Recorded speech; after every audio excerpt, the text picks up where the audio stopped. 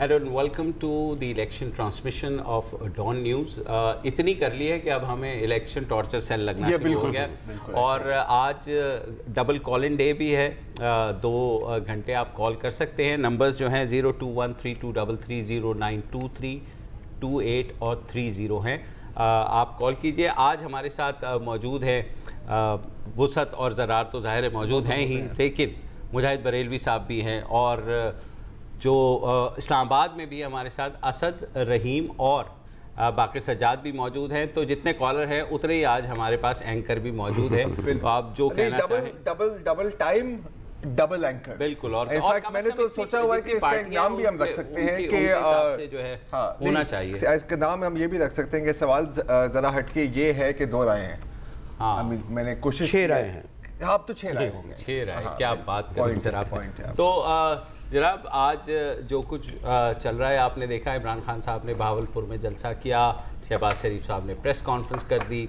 उसके अलावा बिलावल भुट्टो जरदारी की मुहिम जो है चल रही है। आज उन्होंने कराची आना था, फ़्लाइट डिले हुई है, मुझे नहीं पता कि वो पहुंच पाए हैं कि नहीं। तो आप बताएं ना सर।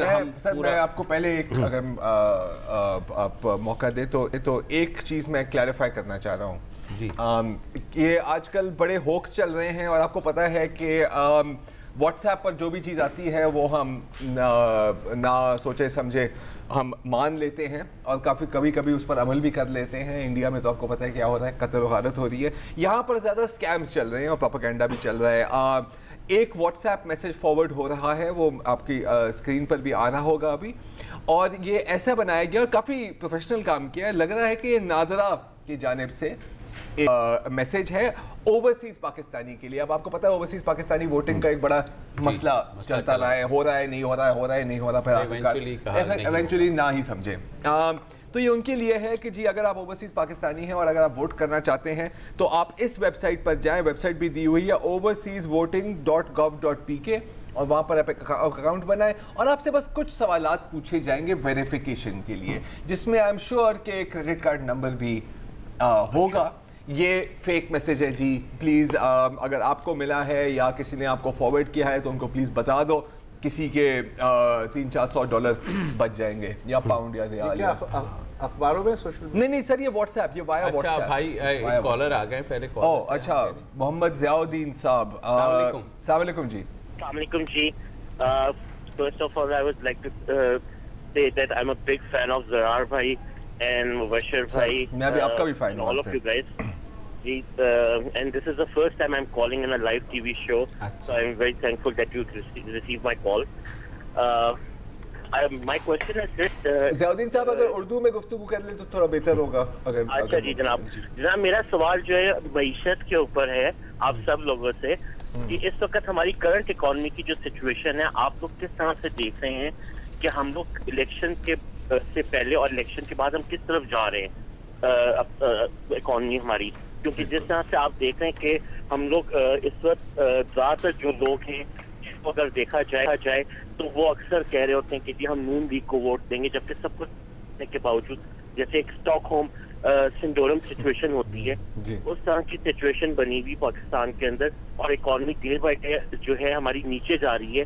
ठीक है, और डॉलर आपने जैसे देखा कि ज़ियाउद्दीन साहब हमारी मईशत जहाँ भी जाए वो इलेक्शन के बाद बहरहाल IMF की तरफ ही जाती है और इसका ओवरऑल जो है वो वहीं जाएगी और IMF की तरफ नहीं जाएगी अगर इमरान खान साहब अगर आ गए और उन्होंने कहा कि जी हम कोई चंदा वंदा इकट्ठा कर लेते हैं, क्योंकि जाहिर है अच्छा सिचुएशन कितनी सीरियस है।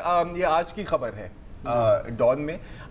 स्टेट बैंक ऑफ पाकिस्तान ने एक रिलीज जारी की है कि करंट अकाउंट डिफिसिट अभी $18 बिलियन पर है।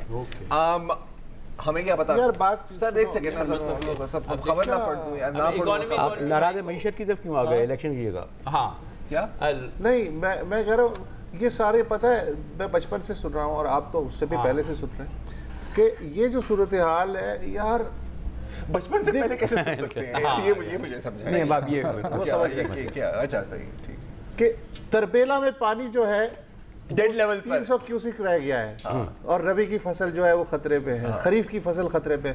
हर साल होती हैं दोनों फसलें। अच्छा कोई इलेक्शन मुझे तो याद नहीं है कि उससे पहले ये खबर ना आती हो जी पिछली हुकूमत खजाना खाली करके गई। आपको याद है? वैसे कोई लोगों की दिलचस्पी है मईशत से, तो हमारे लिए नॉर्मल बात है यार, ये। थोड़ी बहुत है लोगों की। नहीं यानी जो फॉलोअर्स हैं अपने अपने जो वोट डालने आते हैं उन्हें क्या है कि जो नवाज शरीफ के फॉलोवर या जरदारी के फॉलोवर है जियाउद्दीन साहब। हाँ, अच्छा नहीं बिल्कुल नहीं, आप भी सही कह रहे हैं कि उनको नहीं है, लेकिन जो कुछ लोग होते हैं जो पूछते हैं, अब जैसे अगले रोज खुर्रम हुसैन साहब को भी हमने बिठाया हुआ था, काफी उन्होंने एक खौफनाक किस्म की तस्वीर खींची थी कि जी वही है कि, लेकिन लोग नहीं डरते जितनी भी खौफ है। मैं मुझे खुशी होती है कि मुझे एक इकोनॉमी का इतना पता नहीं है। जब पता ना हो मैं अभी भोंग रचाने वाला था ये मुबशर साहब, मुझे भी मईशत के बारे में इतना कुछ मालूम नहीं है। ये जरूर है कि सियासी जमात का जो भी मंशूर हो, जब वो तकर्रुर हो जाती है, लोग मुंतखब हो जाते हैं, तो कोई खास फर्क नहीं पड़ता। पहले 100 दिन आप बैलेंस ऑफ पेमेंट्स के क्राइसिस के खिलाफ ही जदोजहद कर रहे होते हैं, तो दैट्स क्वाइट अनफॉर्चुनेट। वही मैं कह रहा था कि जैसे हुकूमत आती है तो और कहीं जाए ना जाए वो IMF अच्छा, और मुझे इसलिए टेंशन बिल्कुल ऐसे ही है। हाँ थोड़ा सी मैं इसमें इंटरवीन करूं कि इसको हमें इस तरह से देखना चाहिए कि ये एक बड़ा सीरियस चैलेंज बनेगा आने वाली गवर्नमेंट के लिए। जियाउद्दीन साहब, आपने यूसुफी साहब को पढ़ा है? मुश्ताक साहब को आई एम श्योर पढ़ा तो होगा। अच्छा, बाकर साहब, आई एम सॉरी, बाकर साहब, अब मुश्ताक, मेरे गुरु मुश्ताक यूसुफ साहब कह गए, उसके बाद मुझे बिल्कुल कोई टेंशन नहीं लेने का अगर इकोनॉमी की बात हो रही है। उन्होंने कहा है कि हम तो भैया कर्ज को आमदनी समझते हैं, तो फिर तशवीश किस बात की? जब आपकी इकोनॉमी, अगर वसतुल्लाह साहब आपकी बात ठीक है, लेकिन अगर आपकी इकोनॉमी के फंडामेंटल्स खराब होंगे तो आपकी बाकी पॉलिसीज भी उसी हिसाब से फ्लो करेंगी। आपको उसी तरह से जाके क्योंकि यहाँ फॉरेन पॉलिसी एक बहुत बड़ा इशू रहता है, तो आपको दूसरों के सामने जिसे कहते हैं भीख मांगनी पड़ेगी। तो मेरा ख्याल है कि ये वेरी क्रिटिकल इशू इस इलेक्शन में, और जिसके ऊपर हमें पिछली गवर्नमेंट की परफॉर्मेंस को भी जांचना चाहिए। वो ये इकोनॉमी का एक पैरामीटर है कि जिसकी वजह से आप देखें कि जी एक्सपोर्ट्स इतने बढ़ गए, सॉरी एक्सपोर्ट्स कह रहे हैं, एक्सपोर्ट्स बढ़े नहीं, इंपोर्ट्स आपके बहुत ज्यादा बढ़ गए, जिसकी वजह से आपको ये क्राइसिस का सामना है। और जिस तरह से डॉलर का आप ऊपर जाती हुई जैसा देख रहे हैं, इस तरह से अभी कुछ ही दिनों में या बिल्कुल आपको अपनी रोजमर्रा की मसला ये था, बाकी इन्फ्लेशन का नजर आएगा। तो फिर बाकी प्रॉब्लम ये थी कि जब एक साल पहले स्टॉक मार्केट छत फाड़ रही थी, 52,000 पे थी, डॉलर भी 100 के नीचे था, तो हमें खुद ही मजा नहीं आ रहा था कि नहीं भाई ये सिचुएशन को मजे की नहीं है, तो लिहाजा इसको थोड़ा सा मतलब on a slightly serious note, I mean एक तो बाकी बिल्कुल इशू है, लेकिन इलेक्शन इशू नहीं है, मैं एग्री करता हूं।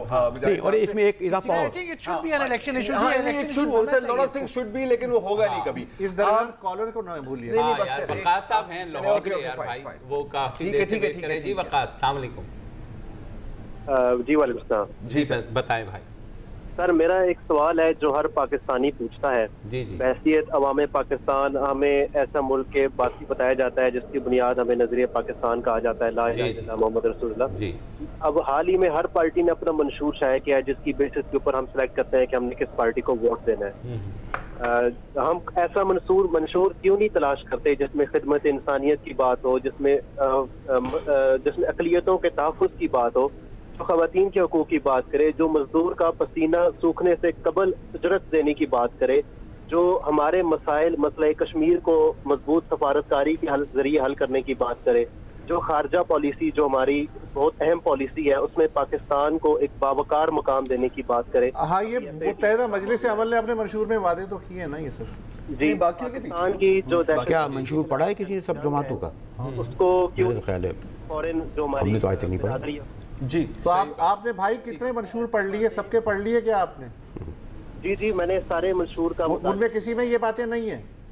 तो उसमें कई हमारी जो बातें हैं वो डेवलपमेंट की हम बात करते हैं जो बिल्कुल जरूरी है। तो जब यही बातें हमारी मजहबी जमातें करती हैं, MMA करती है, मिली मुस्लिम लीग करती है, तो हम इनको बिल्कुल सिरे से इग्नोर कर देते हैं और मोरूसी सियासत के पीछे लग जाते हैं। तो क्या ये हमारे मसाइल नहीं है?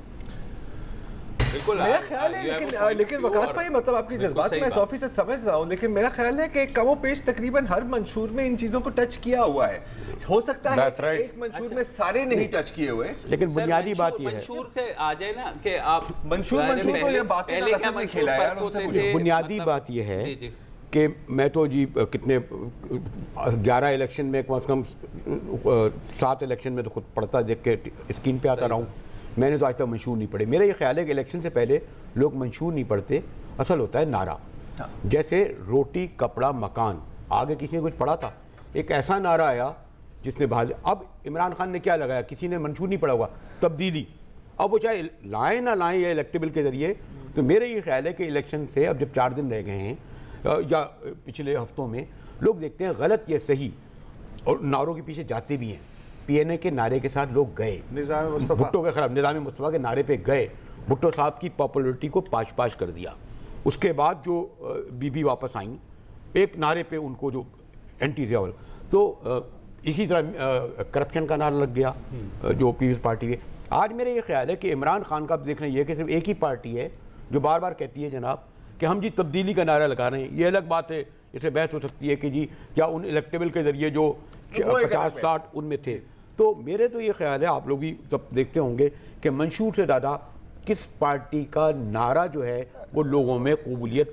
एक और नारा है, इसके साथ ये भी है बरेलवी साहब के नारा से आगे अगर हट भी जाएं तो मंशूर को अगर पढ़ें भी तो मुत्तहिदा मजलिस अमल का मंशूर, बिल्कुल सही कह रहे हैं वसत साहब, बात करती है बावकार खारजा पॉलिसी की। पाकिस्तान पीपल्स पार्टी का मंशूर बात करती है अक़लियतों के तहफ़्फ़ुज़ात की। पाकिस्तान मुस्लिम लीग नवाज मनसूबाबंदी की बात करती है। पाकिस्तान तहरीक इंसाफ लोकल गवर्नमेंट्स की बात करती है।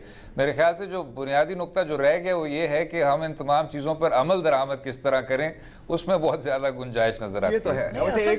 एक और स्लोगन जो चलने वाला है वो है वोट दो जन्नत लो। देख लेना बॉस। असल ने जो बात की है थोड़ा सा मैं उसमें करना चाहूँ कि एक तो यह है कि हम उसको इम्प्लीमेंट ना करें, मतलब नहीं करते होते, उसको एक रिचुअल बना लिया है कि बना के छाप के लोगों के सामने रख दिया, और ना हमने खुद इम्प्लीमेंट करना है ना उसके बारे में सोचना है। लेकिन दूसरा हम उनके अपने जो उनका कंडक्ट है उसमें तजाद देखें तो वो भी आपको पहले वो ज़्यादा ग्लेरिंग है। जिससे अगर आपको नारा बड़ा सिंप्लीफाई करके उनके मैनिफेस्टो को एक्सप्लेन कर देता है, इसी तरह हमें उनके किरदार को भी देखना चाहिए, उनके कंडक्ट को भी देखना चाहिए। अभी जैसा कॉलर ने बात की जी अक़लियतों के तहफ़्फ़ुज़ की बात की जाए तो मैंने कितना अच्छा नारा हालत में बात हुई होगी इस बार बाकिरदार, लेकिन ये देखें जब पार्टीज को देखें बगैर MMA जब किस तरह से उनको आउट कर रही है बैंड ऑर्गेनाइजेशंस को।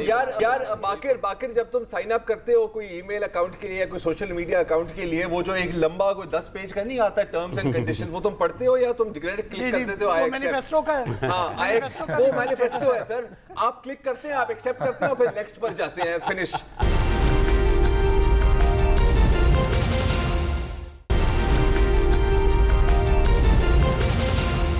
और अब नेक्स्ट कॉलर की तरफ चलते हैं। ये साजिद रिविन साहब, अस्सलाम वालेकुम साजिद भाई। मस्कत से हैं जी, मस्कत से। हेलो, अस्सलाम वालेकुम साजिद साहब। जी साजिद साहब के थोड़ा वॉल्यूम बढ़ा दें यार, बहुत दूर से कॉल कर रहे हैं। साजिद साहब थोड़ा सा जोर से बोलेगा। सर आप लोग खैरियत से हैं? बिल्कुल खैरियत से, फरमाइए।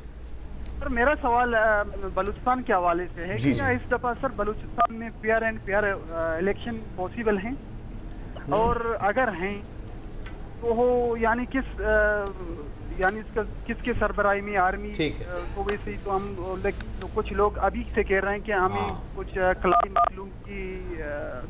साजिद साहब बहुत शुक्रिया। मैं यार मुझे पता है तुम कोई तलाश कर रहे हो कोई चीज, उससे पहले मैं कुछ कहना चाहता हूँ।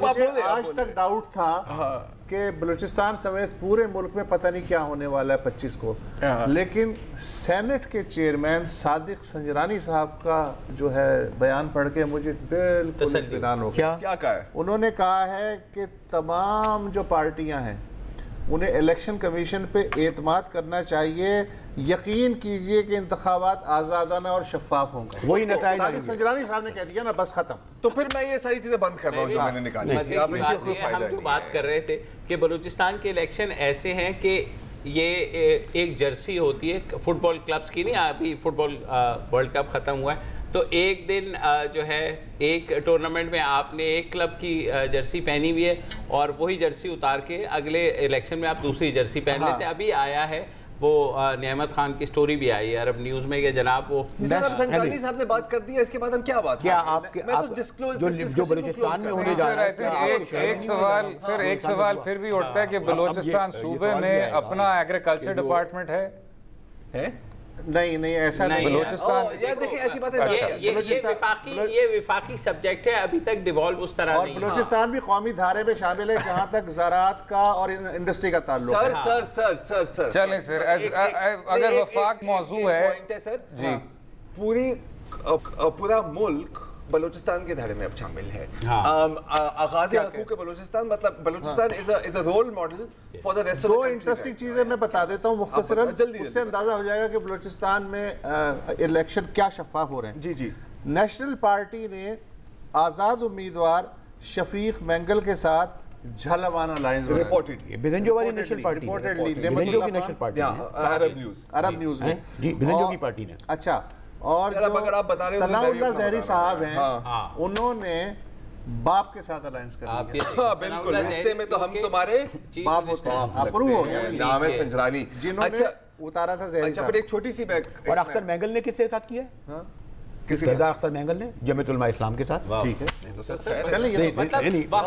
ज्यादा जो है नवाब मोहम्मद मीर अली बुख्ती साहब जो पोते हैं अकबर बुख्ती के, उनका भी यही कंप्लेंट है। वो जो गजैन मरी का जो कंप्लेंट था उसी का मुपेश वही है कि जी हमें हमें कहीं जाने की इजाजत नहीं दे रही, हमारे बंदों को धमकाया जा रहा है, and so on and so forth. ये सारी चीजें चलती रही। अच्छा, इसमें मजे की बात क्या हुई कि जब इन्होंने कंप्लेन की कि हमें कैंपेन चलाने की इजाज़त नहीं दी जा रही, तो डिप्टी कमिश्नर ने एक मरासा निकाल दिया कि इनको मजीद सिक्योरिटी की जरूरत है, तो इनके घर के बाहर मजीद सिक्योरिटी लगा दी जाए।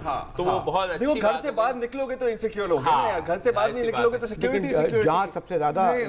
वैसे इसका दूसरा रुख मेरे ख्याल से फिर भी है। बलूचिस्तान अवामी पार्टी का जहाँ तक ताल्लुक है, बलूचिस्तान सूबे में इस तरह पार्टिसिपेट भी करना काफ़ी ज़्यादा मुतनाज़ा होता है। आपको काफ़ी ज़्यादा शिदत पसंदी का भी सामना करना पड़ता है, कलादम तंजीमों का भी सामना करना पड़ता है।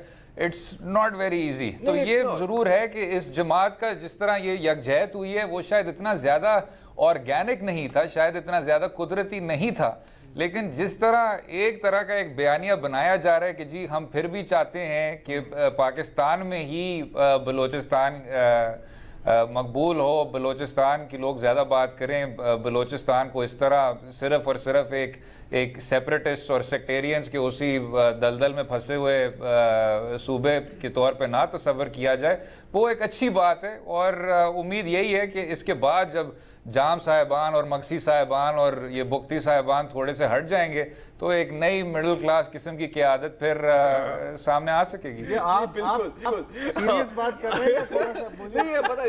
अगर मुसद को नहीं समझ आ रही कि सीरियस है या तंज है, तो मेरा तंज तो बहुत पहुंचा हुआ है। वैसे बाप पार्टी का मैं मैं उनको बहुत बड़ा क्रेडिट दूंगा, उनका अपने इलेक्शन सॉन्ग नहीं सुना है।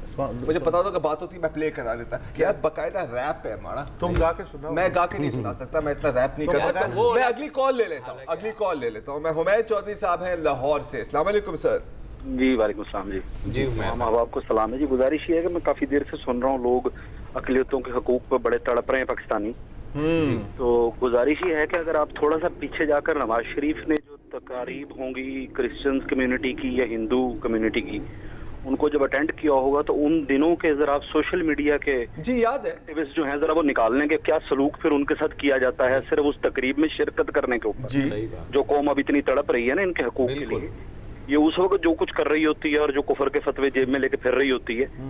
बिलावल चले गए थे होली मनाने के लिए, तो आपकी बात नहीं है यहाँ। नहीं, आपकी बात बिल्कुल सही है। और मैं तो कहने लगा था कि अक़लियतों से मोहब्बत का ये सबूत है कि हमारे अहमदी भाइयों ने इंतखाबात का बाइकआउट कर लिया। उन्होंने कहा इतने शफ़ाफ़, वो मुसलसल है, उनका एक अलग इशू है। अच्छा, जबरान नासिर जो कि अहमदी नहीं है, उससे हर आदमी पूछ रहा है कि भाई साहब अहमदियों के बारे में क्या ख्याल है। वो कह रहा है यार पानी की बात करो, बिजली की बात करो, सड़क की बात करो। वो कह रहा है नहीं वो सब कुछ छोड़े मुसद साहब। चलिए ब्रेक लेनी है, ब्रेक के बाद मैं आपको लेकिन एक बता दूं ब्रेक के जाने से पहले कि अभी जो हालिया वो आया है, डिस्पाइट उसका कि इतनी बड़ी तादाद में अक़लियतें छोड़कर मुल्क नहीं गई, जिसका प्रोपेगेंडा किया जा रहा था। पारसी वोटर्स जो हैं वो 500-700 बढ़े हैं, बाकी हिंदू वोटर भी बढ़े हैं। ये एक बाकायदा आपके एक मुहतदर मुकर्रर डॉन भी रिपोर्ट जिन्होंने जाना था नहीं वोटर्स की मैं कह रहा हूँ, वो लोग नहीं है, वो वोटर्स की तादाद कम नहीं हुई है, माइनॉरिटीज की। नहीं एब्सोल्युटली। एक ब्रेक लेते हैं और कॉल्स का सिलसिला जाएगा।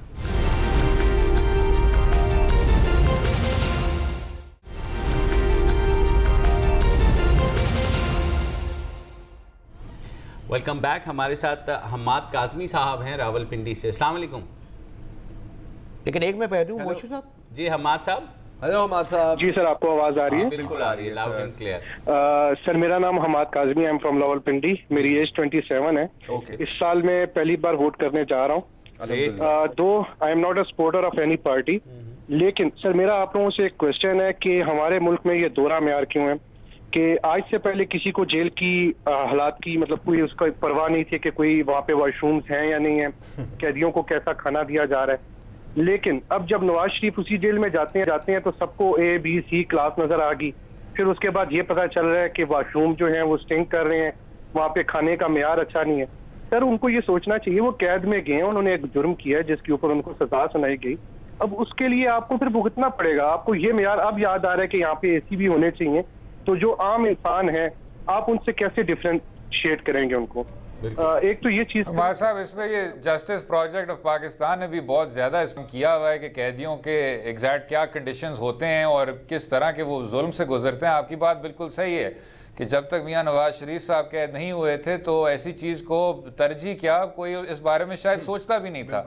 और साथ में एक और भी एक लहर है इस माशरे में कि जब कैदी आपका जाता है जेल में और उसके साथ इस तरह के जालिमाना कंडीशंस उसको देखने को मिलते हैं तो उसके साथ दुरुस्त होता है, ठीक होता है, लेकिन तब भी समझना चाहिए कि वो भी इंसान है, उसके भी बुनियादी हुकूक हैं। इस पे JPP का पेपर है, रिमल मोहिउद्दीन का पेपर है, वो तमाम चीज़ें हैं। दैट सेड मियाँ साहब को फिर भी अब रेस्ट हाउस मुअत्तल किया जाएगा, मरियम नवाज साहिबा का भी जो लोकेशन है उसको तब्दील की जा रही है, तो ऐसी बात नहीं है कि उनके जो तहफ़्फ़ुज़ात हैं उनको सामने नहीं रखा। अब ये कि उनको शायद आम कैदियों के तौर पे समझना चाहिए था, वो शायद थोड़ा सा मुश्किल है क्योंकि जो सिक्योरिटी कंसर्न्स उनके तो बिल्कुल मुख्तलिफ है ना।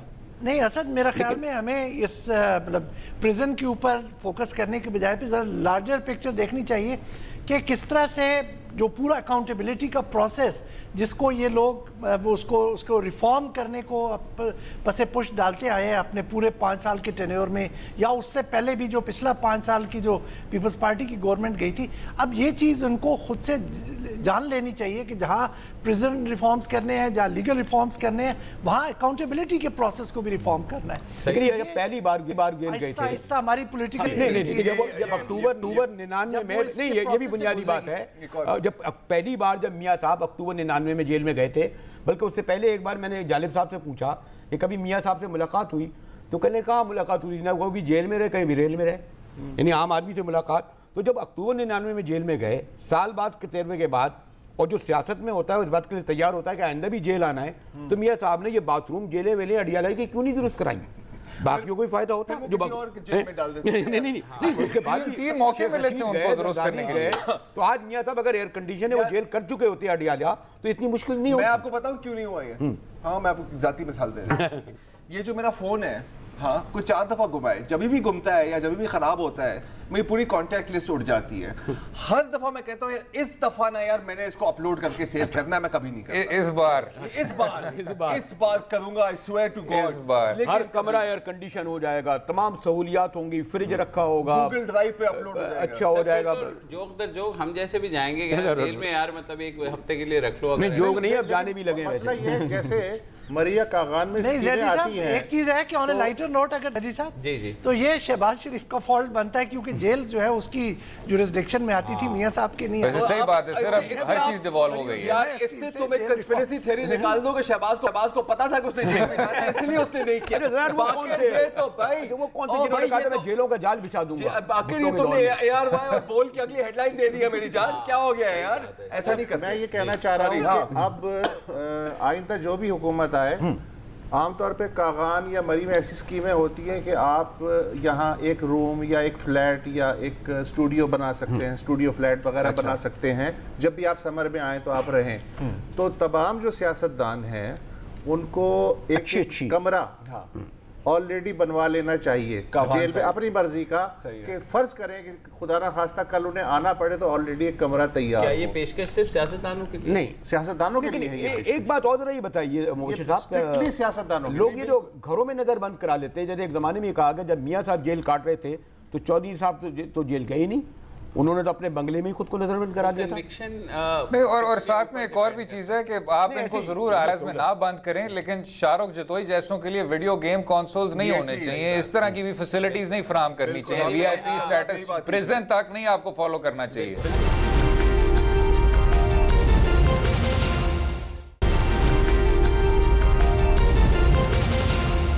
मिसेस हसीब हैं मुल्तान से, खासी देर से इंतजार कर रही है। अस्सलाम वालेकुम। तो आई बातें नहीं खत्म होती ना मुबश्शिर। जी अस्सलाम वालेकुम। अस्सलाम वालेकुम। वालेकुम अस्सलाम। सर कैसे हैं आप? अल्लाह का शुक्र, आप बताइए। सर मुझे ये बात करनी थी कि इलेक्शन भी हो रहा है, सब कुछ हो रहे हैं, था कि नहीं हो रहे हैं।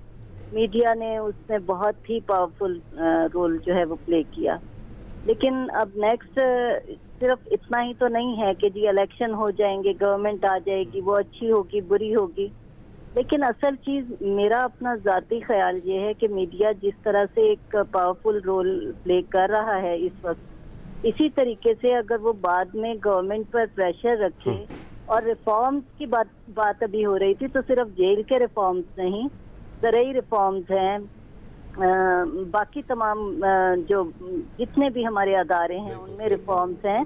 अगर हम रिफॉर्म्स के थ्रू, मतलब ये मीडिया के थ्रू ये उजागर करें, और इसी तरीके से आपके प्रोग्राम्स जो हैं उनके थ्रू लोगों तक पहुंचे ये बात कि हमें इन रिफॉर्म्स की ज़रूरत है। जैसे मुल्तान में, मैं मुल्तान की रहने वाली हूँ, तो मुझे ये पता है कि मेट्रो बस और स्पीडो बस जो है मोस्टली खाली जा रही होती हैं, उनकी इधर इतनी ज़रूरत नहीं थी।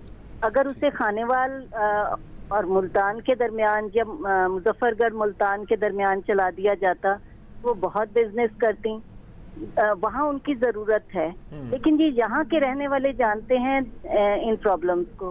तो ये चीज़ अगर मतलब उन लोगों से वो लोग आपको बताएं, आप लोग उसे हाईलाइट करें, और ये गवर्नमेंट पे प्रेशर करके और रिफॉर्म्स लेके आए, तब तो वो गवर्नमेंट कामयाब है।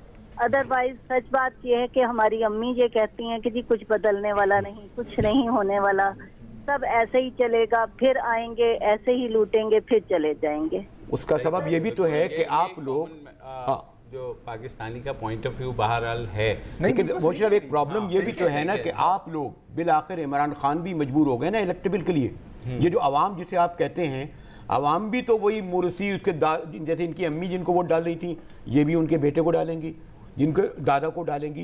ये जो सब झगड़ा हुआ है इलेक्शन में, अच्छा नहीं इलेक्टेबल वाला मामला क्यों अलग है? नहीं तो ये बात है मेरे ख्याल में इमरान खान क्यों मजबूर हुए जुल्फकार खोसा को वोट देने के लिए? वो तो नहीं इसलिए ना कि वो समझते हैं कि ये इलेक्ट होंगे, इनके बेटे इलेक्ट होंगे। अब आप लोगों ने भी तो ये करा है कि आपके सॉरी टू से, लेकिन सर इस दफा तो देखें ना, यूथ चैलेंज भी तो कर रहा है। जाफर लगारी के साथ क्या हुआ आप देखें ना, वो भी वहीं का, उसको भी पता था कि वही बरादरी है, वो उसका जो है इंतकाम का निशाना भी बनाया जा सकता है सारा कुछ, लेकिन वो लड़का क्योंकि पढ़ा लिखा, हसीब का सवाल ये नहीं था जिसका आप जवाब देने की कोशिश कर रहे हैं। वो ये जानना चाहती हैं कि जो लोकल लोग होते हैं, उनके लोकल मसाइल होते हैं, दूर से बैठ के पॉलिसियाँ बनाने से वो ख़त्म नहीं हो सकते। लिहाजा मीडिया को ये चाहिए कि जो भी हुकूमत हो वो उन मसाइल को लोकल सतह पे लोगों को एतमाद में लेते हुए हाईलाइट। तो लोगों ने मसले हल करे जो उनके इलेक्टेड थे। कॉलर से लड़ना थोड़ी है। नहीं आपसे वसतुल्लाह साहब आप ये भी देखें ना, तो आपसे वसतुल्लाह साहब आप ये भी देखें कि बहुत से अपना ये हिस्सा किया है कि जो हमारे होते हैं पार्लियामेंट के, उनको लोकल गवर्नमेंट के फंक्शंस हम समझते हैं कि वो उन्होंने परफॉर्म करना है, उन्होंने हमारी गली ठीक करनी है, उन्होंने हमारे मोहल्ला ठीक करना है, ड्रेनेज का सिस्टम ठीक करना है। तो हमें थोड़ा सा वो उसका जो फोकस है कि एक पार्लियामेंटेरियन का जो होना चाहिए उसको भी दोबारा से अच्छा देखिए, उसमें मसला ये होता है कि जब वो आते जाते हैं वोटर के पास तो वो यही कहते हैं कि हम आपकी गली पक्की करवा देंगे, आपकी नाली करवा देंगे, आपको पानी दे देंगे। वोटर इसीलिए कंफ्यूज होता है, इसीलिए कंफ्यूज है ना, उसको नहीं पता। लेकिन मुबश्शिर साहब इसी सोच को बदल है ना मुबश्शिर साहब कि 1985 के इंतखाबात के बाद आप सियासी जमात नहीं, आप तो वैसी एक, आपने कहा कि जी चौधरी साहब क्या चाहते हैं, वो सड़क बना देंगे, वो गटर खोद देंगे। आपको सियासी जमात के मंशूर पे वापस जाना होगा। ये जो पार्टीलेस इंतखाबात के बाद से एक रुझान शुरू हो गया है कि आपका जो MNA है वो कहता है कि हमने ज़मीनी हुकूमत की जो सबसे परोकियल चीज़ें वो आपके लिए हल करनी है और सिर्फ थाना कचहरी की सियासत करनी है। और जब आपके सबसे बड़े ब्यूरोक्रेट और शहबाज शरीफ साहब वही पुराने अंग्रेज़ के निज़ाम आप पे वापस नाफिज करते हैं और आपकी ज़मीनी हुकूमत की फिर कोई हैसियत नहीं रहती, उस तमाम चीज को आपको ओवरऑल करनी होगी, वरना फिर आपके लोग कौमी असेंबली में आके उन्हीं गटरों और सड़कों की बातें, वो बड़ी बड़ी कौमी सतह की बातें नहीं करेंगे। जो आपकी जो पॉलिटिकल लीडरशिप रही है वो भी इसके बहुत बड़े कसूरवार है, क्योंकि कभी लोकल बॉडीज को उठने नहीं दिया। मेन बात नहीं, आई मीन देखें, और एक और मसला होता है क्योंकि आमरीत के दौर में लोकल बॉडीज को हमेशा वो एक बिल्डअप करना चाहते हैं। अब अच्छा, उनकी इंटेंशंस अलग होते हैं, इंटेंशंस होती है कि ये MNA MPA क्लास को रिप्लेस करें, हम अक्सर ये होता है उनकी पावर्स कट करें।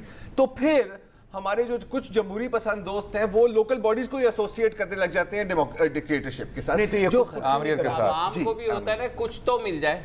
तो वो उनके आपके पॉलिटिकल पार्टी जमहूरी दौर में लोकल बॉडी से इलेक्शन क्यों नहीं होते? यही तो मैं पूछ रहा हूं। इसलिए नहीं होते कि वो इसलिए कि वो मशीर वो MPA ये चाहता है। और वही सर जो ज़रार साहब कह रहे थे कि आप चाहते हैं कि जी मैं इंतकाम लूं, मैं इन आमरों की जो वो मिरास है उनके साथ मैं इंतकाम लूं और बदला लूं और फिर आप वापस शिफ्ट कर देते हैं सीनियर ब्यूरोक्रेट्स के जरिए सारा काम करवाते हैं कि ये नलका असद रहीम ने MNA ने लगाया है और आपका एक तस्वीर होनी चाहिए नलके के साथ। एक कॉलर काफी से That's right. फरहतुल्लाह साहब हैं कराची से। अस्सलाम वालेकुम। वालेकुम अस्सलाम। बाबा साहब आ गए। बहुत शुक्रिया, आप लोगों ने मौका दिया। मैं अपने दिल की बात कहना चाहता हूँ। प्लीज कहिए। जी, मैं बेसिकली इंजीनियर हूँ और अभी मेरा बेटा जब कॉलेज में गया है तो मुझे अंदाजा हुआ कि इस शहर में कराची से क्योंकि मेरा ताल्लुक है, एजुकेशन का क्या हाल। अच्छा, कॉलेजेस में पढ़ाई नहीं है, बच्चे बिल्कुल कॉलेज जाने को तैयार नहीं है। सारी बातें होती हैं गटर के लिए, कचरे के लिए, जो जहनों को कचरा बनाया जा रहा है और पिछले 30 साल में जो कचरा बना दिया गया उस पर आप लोग क्यों नहीं बात करते? हमारे मुस्तकबिल बर्बाद हो रहे हैं और हम कचरे से बाहर नहीं आ रहे और वाकई हम लोग कचरा बन चुके हैं। इस पर प्लीज कुछ कीजिए कि ये सारे जितनी भी सियासी जमातें हैं हम सब जन्म में चले जाएंगे इनके समेत। बिल्कुल सही। अगर हमने अपने बच्चों के साथ जो खेल हम खेल रहे हैं ना सर, पता है बात ही है सर, प्लान ही यही है ना। नहीं, हाँ, लेकिन मैं प्लान ही यही है। आज बैठा हुआ था तालीम की, क्योंकि उन्होंने बात की कुछ लोगों के साथ जो कि कर रहे हैं तालीम के ऊपर मॉनिटर कर रहे हैं, अलिफ ऐलान वाले, उन्होंने उनके मुताबिक कराची में 1992 के बाद कोई नया सरकारी स्कूल या कॉलेज नहीं बना और जाहिर है कि आबादी तो उतनी नहीं है। और उनके मुताबिक आपकी जो पढ़ाई है लैंग्वेज, अगर लैंग्वेज को छोड़ दें, जो साइंस और मैथ्स के एवरेज नंबर्स हैं स्टूडेंट्स के वो 24 या 25 हैं 100 में से। अगर आप टोटल एवरेज लगाए 56,000 बच्चे स्कूल में दाखिल होते हैं और 10वीं के बाद वो 2300 रह जाते हैं। ये जो 5 साल में, ये जो 5 साल में की बात है। ये जो एक वक्फा एक वक्फा लेते हैं and second hour of caller marathon show will come out.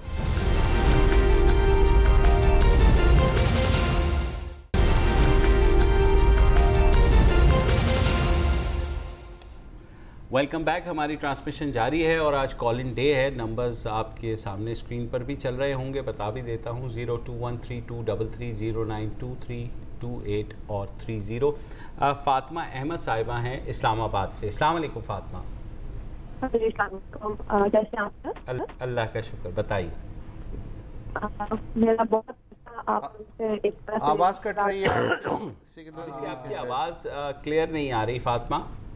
अब ठीक है? नहीं, अभी भी थोड़ी सी आप दोबारा ट्राई कर लें, अगर लैंडलाइन से ट्राई कर लें, या कोई अगर जहाँ अगर आप घर इस्लामाबाद भी कम सुनता है, ऐसी जगह है कि इस्लामाबाद की आवाज देखिए कभी कभी सूबों को भी वफाक की आवाज बंद, कराची वाले इस्लामाबाद जान की अमान पाऊं तो नजीबुर रहमान साहब हैदराबाद से कॉल। अच्छा जी जी, अस्सलाम वालेकुम नजीब साहब।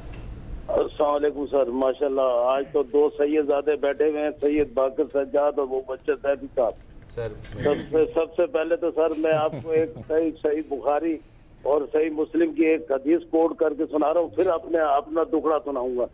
जब नबी अकरम सल्लल्लाहु अलैहि वसल्लम ने हजरत मास रजी अल्लाह ताला अन्हा को यमन का हाकिम बनाकर भेजा तो इरशाद फरमाया, मजलूम की बददुआ से डरते रहना, क्योंकि मजलूम की फरियाद और अल्लाह ताला के दरमियान कोई पर्दा हाइल नहीं।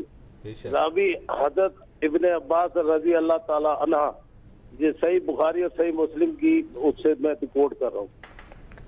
ये अब इसलिए मैं बता रहा हूँ कि मैं पिछले दिनों हैदराबाद में चीफ जस्टिस साहब आए 23 तारीख को ना, अपने चीफ जस्टिस सुप्रीम कोर्ट साहब इत्तेफाक से। अब मैं अपने में वो आपको पता वही पीटीसीएल के पेंशनरों के उसके मसले में, तो मैं इत्तेफाक से कि हम सब कई तंजीमों के लोग खड़े थे, हम भी खड़े थे, पर वो आए जैसे ही आए तो वो एक मुहावरा ना कि अंधा बांटे रेवड़ी अपने अपनों को, तो वो 300-400 पुलिस वाले निकाले हुए थे, वो एकदम उन्होंने पुलिस वालों को छोड़ दिया, वो पुलिस वाले आ गया। मैं क्या करता, मैंने अपने आप को अब एक अल्लाह ताला ने कोई दिमाग में डाली मिलने का तरीकाकार, मैंने अपने सर पे टोपी उड़ी थी, माशाल्लाह सफेद दाढ़ी मेरी, 63 साल मेरी उम्र है।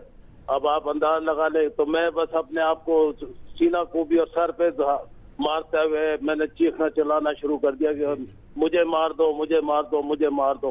अब वो उन्होंने रास्ता मुझे छोड़ दिया, पुलिस वालों ने ये समझा ये भी किसी हमारे पुलिस वाले का बाप होगा। चीफ जस्टिस साहब के साथ किसी ने धक्का दिया, मैं उनके पैरों के आगे मैं गिर गया। अब वहाँ मैंने शुरू हो गया पीटना, तो उन्होंने चीफ जस्टिस साहब ने मुझे वो उठा के गले लगाया, पूछा कि क्या मसला। मैं कहा सर हम 40,000 पेंशनर, पूरे पाकिस्तान के 40,000 पेंशनर और 15,000 बेवाएं, जो कि मौजूदा वजीर आजम जो इस टाइम जो चीफ जस्टिस थे, उन्होंने हमारे हक में फैसला देने के बावजूद हम जो है ना रुला रहे हैं, कभी इस्लामाबाद हाई कोर्ट, कभी लाहौर हाई कोर्ट, कभी पेशावर हाई कोर्ट, और ये 3 साल गुजर गए। तो उन्होंने मुझे गले लगा के कहा कि आप 1 महीना और दे दें मुझे।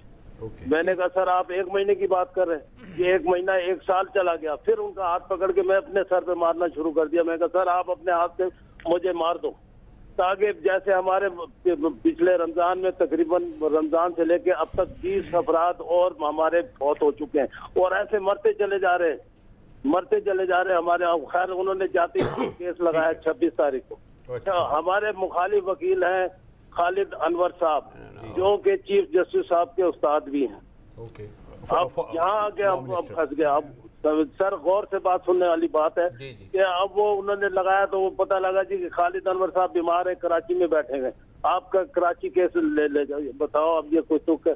अब बोला अच्छा मैं ऐसा करता हूँ कि आप 28 तारीख लगा देता हूँ, 28 तारीख को खालिद अनवर साहब आए ना आए मैंने फैसला दे देना है।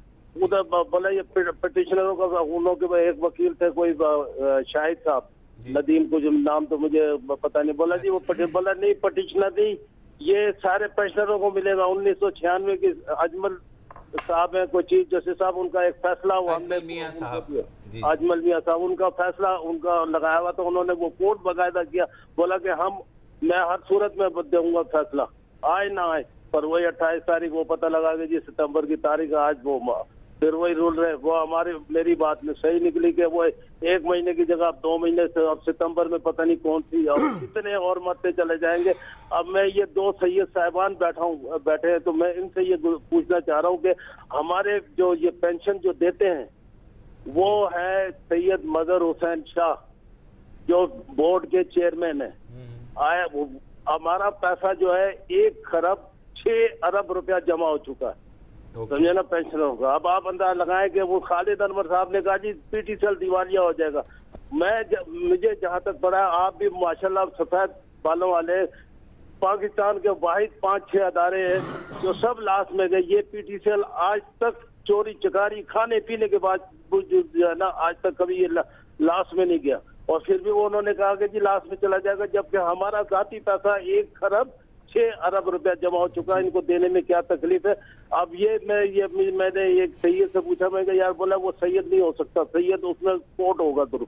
अब इन 2 सैयद साहब बैठे हुए, इनसे मैं पूछना चाहता हूँ आया कि ये कौन से सैयद है जो बरोज क़यामत नबी पाक सल्लल्लाहु अलैहि वसल्लम को क्या जवाब देंगे कि मेरे आले रसूल का बंदा ऐसे पैसे रोक के बैठा, शाह से ज्यादा शाह का वफादार बन के, और इसने बिल्कुल इत्तलात वालों का पता नहीं क्या खास चमचा बना हुआ। अब मुझे इस बात का ये 2 सैयद साहब जवाब देते। जी नजीब भाई, मेरा ये ख्याल है कि हाँ, जैसे आपने कहा कि इतना अरसा आपने इंतज़ार किया है, अगर चीफ जस्टिस साकिब निसार साहब ने आपसे वादा किया है कि सितंबर में वो कर देंगे, और अब आपकी तारीख हुई है, मुझे पता है ये बड़ी बहुत ज़्यादा ये होता है कि तारीख, लेकिन मुझे एक सवाल ये भी है, इसीलिए किसी ने सवाल ये उठाया कि जो 33 लाख केसेस पेंडिंग में पड़े हैं, बिल्कुल अब वो ये कहने लगे कि चीफ जस्टिस साहब का ये काम है कि वो अस्पतालों में जाएं, मंडियों में जाएं। एक सवाल उठा ना भाई, आप पहले अपना सेशन कोर्ट, हाई कोर्ट नहीं, यानी बड़े अच्छे काम कर रहे हैं, अस्कोर्ट नोटिस ले रहे हैं, लेकिन पहले अपना घर भी तो साफ करें ना। ये क्यों 33 लाख केसेस जिसमें हर साल इजाफा हो जाता है चीफ जस्टिस? नहीं, ये एक केस है ना, ये तो एक इस तरह के हजारों लाखों हैं, किसी तरह गिरते पड़ते पहुंच गए। आप देखिए आपको अपनी बात बताता हूँ, हर हफ्ते हमें 2 कॉलें आती हैं, हर हफ्ते यार, हर हफ्ते। अगर आप सोचते थे ये तो कॉलर आ भी गए, बेचारे बातें तो नहीं आ पाते ना अब तक। अच्छा, मध्य प्रदेश, मेरा ख्याल में हम जो पॉइंट मिस कर रहे हैं ना यहाँ, वो ये चीज़ है कि जो ये ओल्ड एज वाले हैं या पेंशनर्स हैं, इनके लिए कोई इस का मैकेनिज्म हो कि जो इनके सर्विस रिलेटेड डिस्प्यूट्स हैं वो जल्द अज जल्द रिजॉल्व हो जाए। लीगल रिफॉर्म्स का तो होगा यार, मैंने बहुत से ऐसे पेंशनर्स को जानता हूं जिनके मसाइल चलते रहते हैं 10 साल 15 साल। बाकिर वो नहीं किया उस सिस्टम ने, उसके खिलाफ ये कोर्ट्स में गए, हर कोर्ट से, Lahore high court, Sindh high court, Peshawar high court से इन्होंने अपने हक में फैसले लिए, फिर सुप्रीम कोर्ट गए, सुप्रीम कोर्ट ने भी हक में फैसला दिया, उसके बाद ये नजर सानी चल रही है। लेकिन ऐसे ये जो बात कर रहे हैं कि स्पेशल सिस्टम है, लेकिन मैं ओवरऑल एटीट्यूड नहीं बिल्कुल बात है, उसकी बात करो जो बूढ़े लोगों और पेंशनर्स होता है वो बड़ा डिसरिस्पेक्टफुल होता है यार। उनका तो एटीट्यूड ये है कि मन खप जाए ताकि जान छूट जाए, फ्रैंकली स्पीकिंग, रिटायर होना है और इसी प्रोसेस से गुजरना है। अच्छा, अगले कॉलर हैं हमारे मध्य प्रदेश इंडिया से हैं हिमांशु साहब। जी हिमांशु भाई। अच्छा जी, good evening sir. Good evening Himanshu साहब, how are you? I'm good and feeling better after talking to you. I have been trying for quite a while. I mean sir, Angelina Jolie को try करना शायद ज्यादा easy पड़ता है। चलिए बताइए। तो सर मेरा एक ग्रुप है, व्हाट्सएप ग्रुप, इंडिया पाकिस्तान से काफी लोग हैं। तो we probably live under illusion that we are progressives.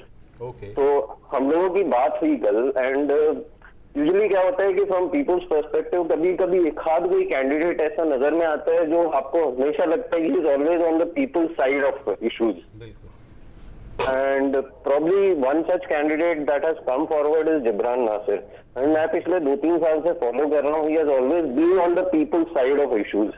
मैं सारे नाम तो नहीं पता, you talk about PTM, you talk about Khadija Siddiqui, अभी मस्तूल में हुआ, so probably हर लीडर के पहले जिब्रान नासिर वहां पहुंचे थे, and he did not have to, क्योंकि वो शायद कराची से फाइट कर रहे हैं। जी बिल्कुल जी। तो अब मेरा एक उनके हल्के के फ्रेंड से मेरी बात हुई, और मैंने उससे पूछा कि I mean probably Jibran Nasir को क्यों नहीं वोट करते, वो शायद PTI के कोई खड़े हुए, मुझे नाम याद नहीं आया।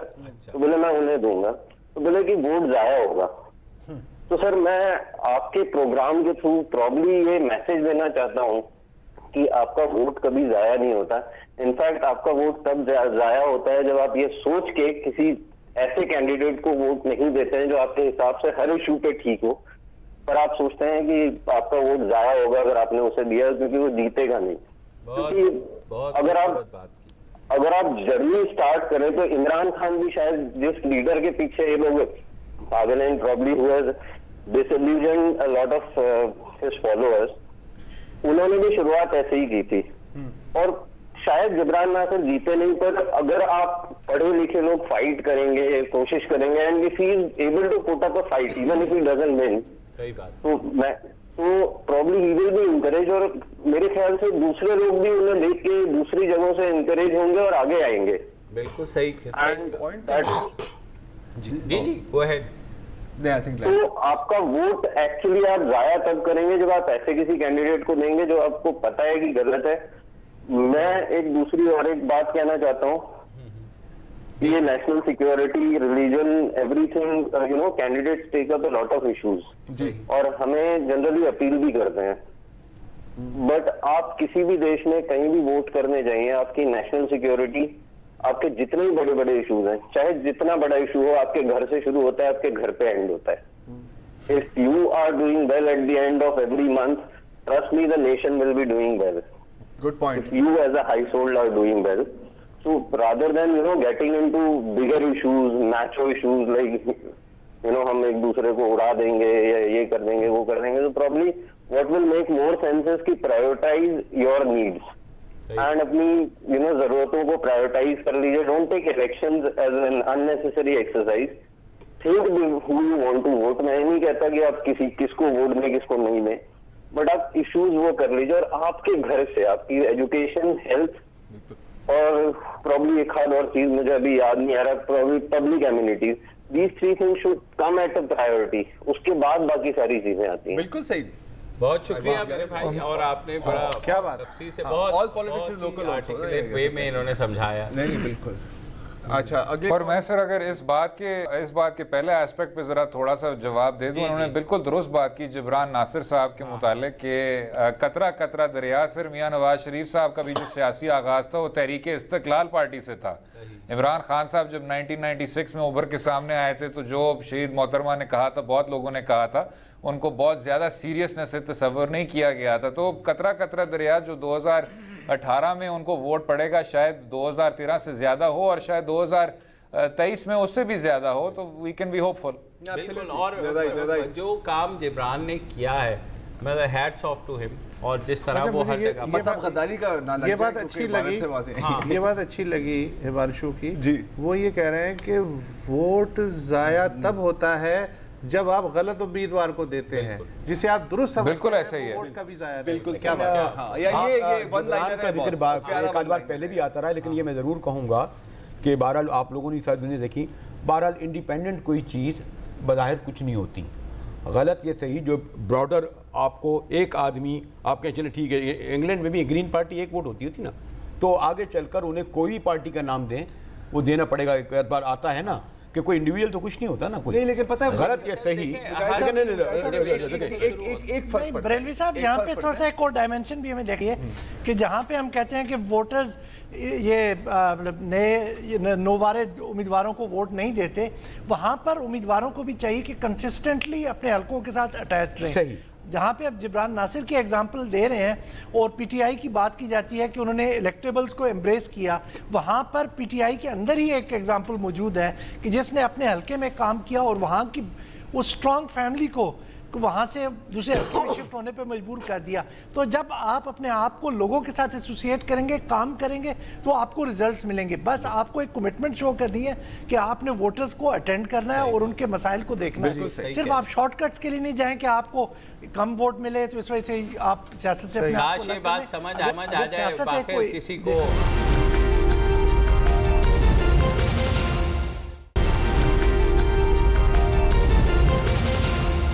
रहमान जाफरी साहब हैं कराची से। अस्सलाम वालेकुम। कैसे हैं? खैरियत? अल्लाह का खैर फरमाइए। अच्छा बॉस, एक चीज चेक करनी थी, जस्ट बिकॉज कि मैं एक सरकारी मुलाजिम हूँ और हमारी ड्यूटी लगा दी गई। मुबशिर साहब शायद बात कर रहे हैं। जी जी, नहीं आप बोले प्लीज। ओके, मैं एक सरकारी मुलाजिम हूँ, हमारी ड्यूटी लगा दी है, अपने मुल्क के लिए जान माल सब कुर्बान है हमारे। ना मेरे पास मोटरसाइकिल है, ना मेरे पास गाड़ी है, ठीक है। मेरी ड्यूटी एक हेलो मेरे पास जी जी आपको आवाज आ रही है? जी अब आ रही है, आपकी ड्यूटी फरमाइए।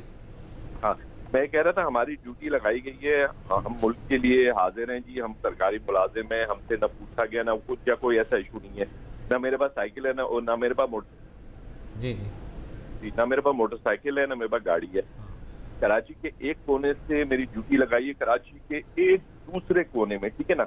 उसके बाद हमें रोजाना बुलाया जाता है सिटी कोर्ट में, रोजाना एक लिस्ट दी जाती है। अब तक मुझे 3 दफा बुलाया जा चुका है। इलेक्शन कमीशन मेरे अपने खर्चे पे वो बोलते हैं आज ये लिस्ट है जो आपके अंडर 12 लोग काम कर रहे हैं, फिर बुलाया मुझे कि आज ये सेकंड लिस्ट है, फिर बुलाया आज ये थर्ड लिस्ट है, अब ये फाइनल लिस्ट है। और जिन लोगों की मेरे पास कॉल आती है जो मेरे अंडर काम करेंगे वो भी कह रहे हैं कि उनके पास 4-5 प्रिजाइडिंग ऑफिसर्स की कॉल आ रही है कि आप हमारी लिस्ट में शामिल हैं। शाबाश। और ये सारे खर्चे मुझे अपनी जेब से करने हैं। मैं रोजाना सुप्रीम कोर्ट के चक्कर लगा रहा हूँ। मैंने फोन कॉल भी अपने मोबाइल से करनी है और वो फिर मुझे धमकियां देते हैं जनाब कि अगर आप आएंगे नहीं तो आपको हमारा वारंट जारी हो जाएंगे, आपको आना पड़ेगा। वो मैं आने के लिए तैयार हूँ। और फिर हमें खर्चे का हमें कोई पता नहीं क्या खर्चा मिलेगा, कैसे मिलेगा। हमें अपनी जेब से सारा कुछ अभी भुगतना है बैठ के। हाँ, अरबों का बजट दिया है इन्होंने इलेक्शन कमीशन ने, जो रोजाना नजर आता है। अरबों का बजट इन्होंने लिया है इलेक्शन के लिए। वो कहाँ जा रहा है मुझे नहीं पता। मुझे थोड़ा सा इससे कहीं की कोई सुनवाई हो जाए तो भाई हम लोग तो बेचारे मजबूर हो गए सरकारी।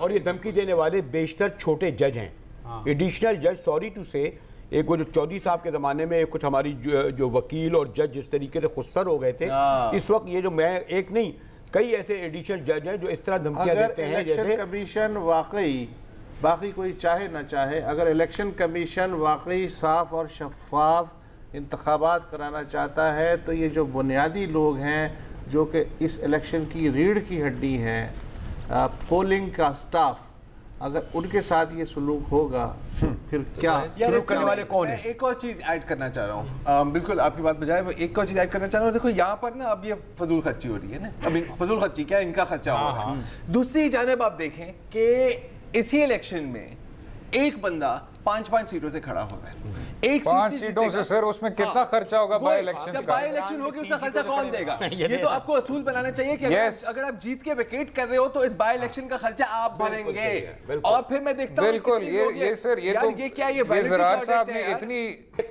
साहब ने इतनी अच्छी बात की है। आपको तो ये अव्वल तो ये इंतखाबी इस्लाहात अभी ही कर लेने चाहिए कि आप एक से ज्यादा हल्के से खड़े हो ही नहीं सकते। अब ऐसा लग रहा है कि जी हर लीडर जुल्फिकार अली भुट्टो साहब में तब्दील होना चाह रहे हैं, हर एक हल्के से खड़े हो रहे हैं, फर्क सूबों से खड़े हो रहे हैं, उसमें बाय इलेक्शंस में आपका बेतहाशा खर्चा आएगा। बिल्कुल यही तो मैं कह रहा हूं। सर आप कुछ कह रहे थे? मैं सिर्फ ये कह रहा था, ये इन्होंने बड़ी अच्छी बात कही कि पांच हल्कों से आप क्यों करते हैं, लेकिन वो जो ये कह रहे हैं कि आजकल वाकई हजारों की तादाद में ये जो आपके है ना अफसरान पोलिंग स्टाफ ये शदीद ज़हनी कर्ब से गुजर रहा है। इनके लिए पिक एंड ड्रॉप होना चाहिए, खासतौर पर ख़वातीन।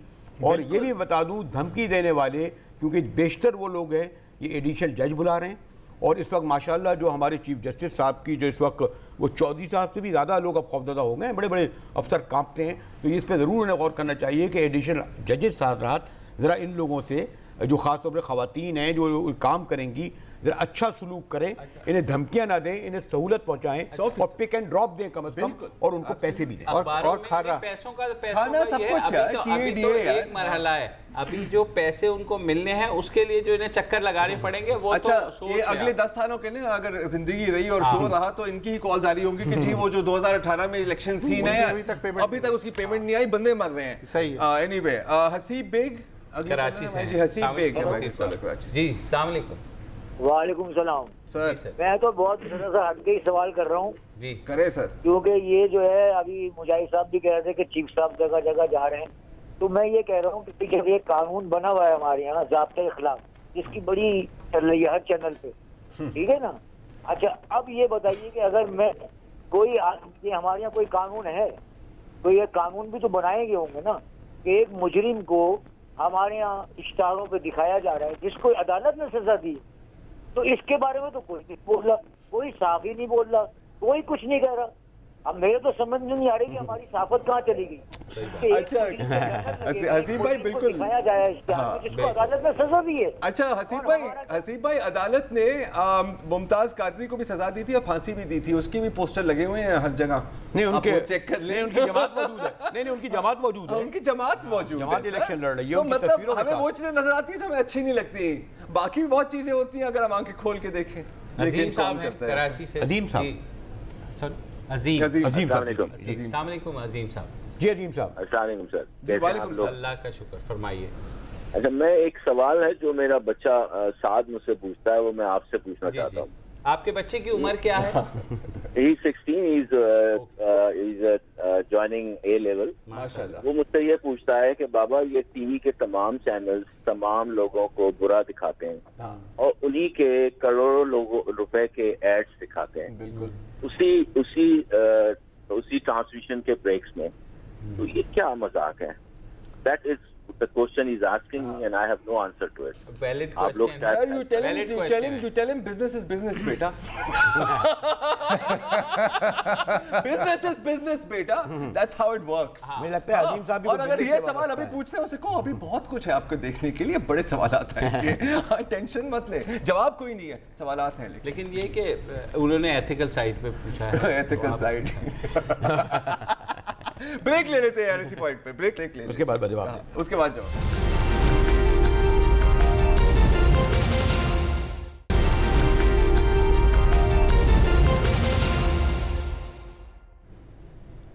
Welcome back. अर्जुमन इकबाल साहिबा हैं हमारे साथ पेशावर से। अस्सलाम वालेकुम जी। अस्सलाम वालेकुम जी। वालेकुम सलाम। फरमाइए। जी मैं इस पे बात करना चाहती हूँ, ये विमेन की जो रिजर्व सीट्स होती हैं जी असेंबलीज में जी, इस पे जी कोई डिस्कशन नहीं होती है। मेरा ये पॉइंट है जी कि कोई लेजिस्लेशन या कोई क्राइटेरिया होना चाहिए कि इन फीमेल्स को जो ये ले आते हैं असेंबलीज में थ्रू बैक डोर्स, एंड इनमें ये क्राइटेरिया होता है कि जो जिसका मेकअप अच्छा होता है उनकी लिस्ट बन जाती है and then they are elected to the assemblies. तो मेरा ये सजेशन है जी कि जनरल इलेक्शन में कुछ सीटें फीमेल्स के लिए रिजर्व्ड होनी चाहिए, but they should come out open and हर एक को चांस मिलना चाहिए to battle each other out, but only for females. Okay, बिल्कुल। इसके ऊपर 5% तो है ना इस बार शायद वाले में, लेकिन फिर भी रिजर्व तो आप अगर कोटे की बात करेंगे, ये एक अलग बात कर रही है।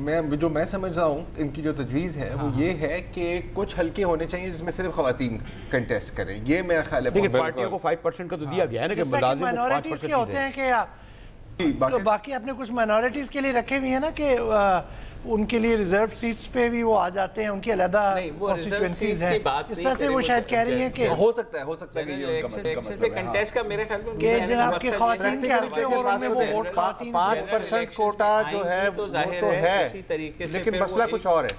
ऑर्गेनिक 5% कोटा तो है इलेक्शन कमीशन का, वो तो सियासी जमातें फिल करती हैं, लेकिन सियासी जमातें कितनी दिलचस्पी से फिल करती हैं ये देखने की बात है। और जो सीट बिल्कुल उन्हें यकीन होता है 100% के यहाँ से तो बंदा भी नहीं निकल सकता, इलेक्टेबल भी मुश्किल से निकलेगा। साहिबा आप यहाँ ये सारी चीजें लाड़काना की सीट देना वो उनको, वो 5% या बनीगाला की दे, यानी थोड़ी इस्लामाबाद की, वो 5% का कोटा ऐसी गॉड फॉर सेकंड सीटों पे निकाला जाता है और इलेक्शन कमीशन का कागज भर दिया जाता है। असल एक और तरह से लाहौर एक और तरह से ये तनकीद शायद ऐवान बाला पे भी लागू होती है कि आपके जो तमाम सेनेटर साहिबान हैं, क्योंकि वो डायरेक्ट मुंतखब नहीं होते तो वो भी एक तरह से कोटे के जरिए ही आते हैं। या तो आपने बहुत ज्यादा अपने पार्टी कायद की खुशामद की हो या आपकी फाइनेंसिंग बहुत ज्यादा हो। अब तो आप चेयरमैन सेनेट पे भी ये बात कर सकते हैं। नहीं सर, फिर से एग्रीकल्चर डिपार्टमेंट की बात होगी, वो भी एक मुख्तलिफ किस्म का कोटा है। नहीं बाढ़ में जाने यार। साइम नवीद साहब हैं, साइम नवीद लाहौर से। अस्सलाम वालेकुम साइम भाई। क्या हाल चाल? अल्लाह का शुक्र, फरमाइए भाई। सर आपसे ये मैंने राय लेनी कि आजकल ये जो मीडिया पे नवाज शरीफ से जो हमदर्दी का एक सीजन चला हुआ है, मुझे नहीं समझ आती ये कैसी हमदर्दी, और लोग इसे जमहूरियत की खातिर लड़ाई का नाम देते हैं, जबकि मुझे तो ये एक जात की लड़ाई और एक खानदान की लड़ाई से बढ़ के कुछ नहीं लगता। जमहूरियत तो ये है कि जब इनकी हुकूमत आती है तो ताउल कासमी जो कसीदा खां है इनका, वो किसी ना किसी ओहदे पे होता है। अबसार आलम को देख लें, उसको इरफान सिद्दीकी, वो क्या उनके भाई भी कई मजेदार ओहदों पे लगे हुए। तो ये कैसी जमहूरियत? और इसमें जर्नलिस्ट सैम भाई आपको कहाँ मीडिया पे हमदर्दी नजर आती है यार?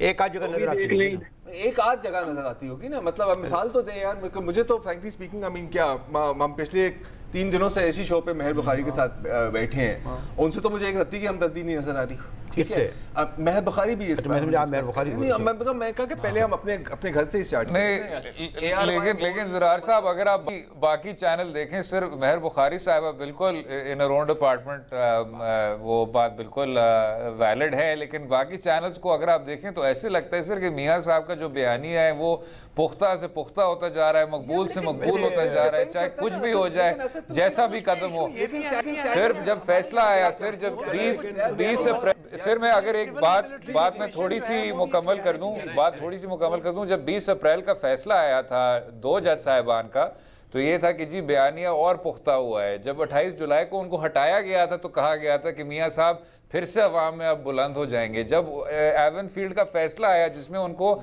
सजा हुई, कैद हुई, उसके बाद भी सर वही जो तज्जियाकार थे, वही जो कॉलम नगार थे, वो कह रहे थे कि हमने तो उस तरह का बैकलैश देखा ही नहीं है। तो वो रिटोरिकल एलिमेंट जरूर है, चाहे कुछ भी हो। देखिए रिटोरिकल एलिमेंट की मैं बात नहीं कर रहा, I'm sorry, एक सेकंड। अच्छा, देखिए रिटोरिकल एलिमेंट अपनी जगह। देखिए तज्जियाकार किसी शो में आके बात करें, इसका ये मतलब नहीं है कि मीडिया ये कह रहा है। नहीं, वो आता है, अब इसमें आएगा तज्जियाकार, आप उन्हें बिठाते हैं जो पार्टी है, वो प्रोफेशनलिज्म। बहरहाल आप माने कि आपके उसमें कम हो रहा है, कम हो रहा है। चैनल पे भी तो है ना यार, चैनल पे डिपेंड करता है ना यार। अब तो आपको पता है, मतलब जैसे आप चैनल स्विच करते हैं आपको पता है आपको क्या लाइन मिलने वाली है। मसला ये है कि आप अगर आइन और कानून की बात करें किसी भी साइड पे जाकर के, तो आप जितनी पोलराइजेशन होगी आपको ब्रांड कर दिया जाता है। अगर आप तो इसीलिए सारे के सारे कोशिश करते हैं कि यार मतलब बीच में ही रहें, इधर उधर ना करें। प्रोफेशनलिज्म को तो किल ना करें ना। हाँ, ये तो देखिए, ये हमारे जो उस्ताद निसार उस्मानी कहते थे कि आप अगर वो जहाँ ना जाएं, जिस जगह ना जाएं उस जगह की बात ना करें। मैं कोयटा तो गया नहीं और ये बात कर रहा हूँ कि बलूचिस्तान में क्या हो रहा है, पेशावर जाऊँ नहीं और मैं कहूँ कि ड्यूरल लैंड में क्या हो रहा है। तो ये तो हम ग्राउंड रियलिटी पे जाने बगैर एक खास माहौल में तबसरा तजिया कर रहे हैं। हाँ बताएं जी बरेली साहब, अगर हम इसको थोड़ा सा इस तरह से भी देखें कि हमारे मुल्क में एक जो सिविल मिलिट्री इक्वेशन का मसला चल रहा है काफ़ी अरसे से, और चूंकि इस वक्त PMLN को भी उन्हीं मसाइल से वो दुचार है, तो किसी तरह से उसको आइकन बना लिया गया है कि ये सिविल मिलिट्री जो स्ट्रगल है उसमें जो सिविलियन साइड को रिप्रेजेंट करती है। इसलिए शायद जो लोग उससे हम आंग है उनको हम PMLN या प्रो PMLN देखना शुरू कर। बाकर एक मैं बात कहूँ, ये सिविलियन पॉलिटिशियन जनरल कहें, मैं भी तो सिविलियन हूँ ना, मैं सिविलियन नहीं हूँ। ये जो हमने बना लिया सिविल मिलिट्री, भाई मेरा फौजी से क्या लड़ा, पॉलिटिशियंस जनरल सिविल मिलिट्री की वो सिविल मिलिट्री होते हुए भी यूसुफ रजा गिलानी साहब को जब इसी अदालत ने हटाया था तो आपको उस तरह की हमदर्दी की लहर नहीं देखने को मिली थी जो मियाँ साहब के हटने पे आपने देखी थी। तो ये जो फिनोमेनन है ये थोड़ा सा मुख्तलिफ है, शायद सिविल मिल से भी आगे बढ़ के। अगर आप 3 बार वजीर आजम भी बनेंगे। जी बात सही है असद, मैं थोड़ी सी इसमें एक सिर्फ इतनी कहना चाहूंगा कि देखिए एक चीज बयानिया क्या है नवाज शरीफ का बयानिया ये है कि जी जो कुछ भी हुआ मुझे इन लोगों ने निकालना ही निकालना है, ठीक है। जब भी उनके खिलाफ कोई इस तरह का एक्शन आता है तो उनका बयानिया तो मजबूत होता है। ये कहना कि उनका बयानिया मजबूत हो रहा है, I don't think that means that you are biased. लेकिन अगर आप ऐसा कुछ कहें कि जी अब वो यकीनन जमहूरियत के एक अवामी लीडर बन गए हैं और बस सब के साथ ही चल, वो एक अलग बात है बिल्कुल भी। That's all agreed.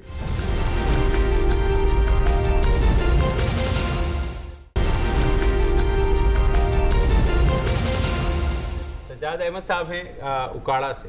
जी भाई। जी सर जी, मेरा सवाल है आप ही से मुबशरजादी साहब के। मैं PP 183 से बोल रहा हूँ उकाड़ा से। ओके ठीक है। हमारे एक साथ वाला हल्का है जहाँ से नून लीग का खड़ा जवेद अलाउद्दीन, उसका अजीज है जो ना SDO है हमारे बिजली के महकमे में। ओके। और हमारी लैंड जो तकरीबन पीपल पार्टी के दौर से जो है ना वो लैंड पर बिजली नहीं जाती क्योंकि हमारा नहरी जो निजाम है वो बिजली से है। अच्छा। और वो तकरीबन पिछले 1 हफ्ते से तकरीबन 7-7 घंटे लोड शेडिंग कर रहा है और सिर्फ ये बताने के लिए कि अगर नून लीग नहीं होगी तो बिजली नहीं होगी। तो जब ये आप कहते हैं कि फौज ना हो या आप ज़राई महकमे की तरफ से फौज पर तंज करते हैं, अगर फौज उस दिन ना हो तो इनके चमचे ये क्या करें अवाम के साथ? मेरा आपसे ये सवाल है, आप जवाब दें। तो आपके ख्याल में फौज के होने से 7 घंटे की लोड शेडिंग नहीं होगी? नहीं, मैं कहता हूं कि अगर ये जो आज ये कर रहे हैं इलेक्शन से पहले, तो ये इलेक्शन के दिन क्या करेंगे इनके लोग? ये कह रहे हैं कि उनका ये ख्याल है कि वो हमारे सिस्टम का ये हमारे सिस्टम का प्रॉब्लम है। एक आदमी कैसे 7 घंटे की लोड शेडिंग कर सकता है? मुझे नहीं पता बॉस। बिल्कुल एक आदमी पूरा महकमा होता है। तब क्या पूरा महकमा नून लीग का हो गया? नहीं, कुछ एक वैसे तासुर क्यों आ रहा है वैसे ये वाली बात? ये तो आप देख रहे हैं जो कॉलर्स आ रहे हैं उनमें सॉरी टू से मैं तो बैठा हूँ, लेकिन वो कुछ नवाज शरीफ के जेल जाने वहाँ रहने उसमें उस तरह की सिंपैथी लहर आप नहीं फील करें कि जी लोगों को वो समझ रहे हैं वाकई। लेकिन मैं कोई रीजन नहीं कर रहा इसका, मैं तो जो आ रहा है आपकी बात है। हम कराची में बैठे हुए हैं। हाँ, ये भी वो तो पंजाब में बैठे हुए वो दूसरी वर्जन दे रहे हैं ना। एक और बात ये भी है कि मतलब इसको हमें कोई सैंपल साइज तो नहीं मतलब देखिए नहीं, बिकॉज कुछ एक हफ्ता होता है जिसमें 5 कॉलें लाइन में। मैं तो आज सुन के कह रहा हूँ हो सकता है कि आज मुस्लिम लीग नून के जो जेल है उसको लाइन ना मिली ये भी तो हो सकता है। नहीं, कोई दिन होते हैं जिसमें 5 लाइन में कह रहे होते हैं कि चोर है इसको तो फांसी दो, ये भी हो रहा होता है। उनका बैलेंस खत्म हो रहा है मुझे लग रहा है। हाँ, वो आजकल तो आसमा की भी मैसेज नहीं आया है जी कि मैं बड़ी तकलीफ में हूँ, अदियाला जेल में प्लीज बैलेंस भेज दो। मोहम्मद आजम, लेकिन शायद से का जो शहरी है वो एट फॉल्ट नहीं है, क्योंकि उन्होंने मियाँ साहब को उतनी ही तरजीह देनी है जितनी मियाँ साहब ने सिंध सूबे और कराची शहर को तरजीह दी है पिछले 30 साल। बिल्कुल सही कह। मोहम्मद आजम है टंडो आदम से। अस्सलाम वालेकुम जी। अस्सलाम वालेकुम। वालेकुम अस्सलाम। पूछे क्या हो रहा है, कौन जीत रहा है वहाँ पे? खैरियत से हैं? खुशामदीद जनाब, मेहरबानी। आपका बड़ा अच्छा प्रोग्राम है और इस प्रोग्राम के तवज्जुह से हमारे कुछ साथियों ने आपसे बात भी की है जी। बिल्कुल। पीटीसीएल पेंशनर के हवाले से 2010 से लेकर 2018 तक, इन्होंने 2009 तक तो हमें कटौती करके बगैर पूरी देते रहे और अब ये पोजीशन है कि 40,000 पेंशनर में हजारों की तादाद में आसरा करते हुए खालिक हकीकी से जा मिले और हजारों की तादाद में सिसक रहे हैं। और ये 2015 में हमारा जो फैसला हुआ सुप्रीम कोर्ट का, हमारी तो डिमांड ये है कि कोई पैकेज नहीं है हमारा, ये ठीक ये पेंशन है जो कि हमारा समर होता है 5 सर्विस का हक है। मैंने टंडू आदम वाले किसका टंडू आदम वाले साहब ने बात की थी। 10 सेकंड मैं पूछा जा रहा था कि टंडू आदम वाले किसको वोट दे रहे हैं? कल दोबारा कॉल इन करते हैं भाई, दोबारा जस्टिस साहब की तरफ है नजरे। अल्लाह के सितंबर में मसला रिजॉल्व करते हैं और हम लोग भी आपके साथ हैं। हमारे प्रोग्राम के तवज्जुह से आपकी आवाज़ भी जाती है। आज के लिए इतना ही, कल दोबारा हाजिर होंगे। इजाज़त दीजिए, खुदा हाफ़िज़।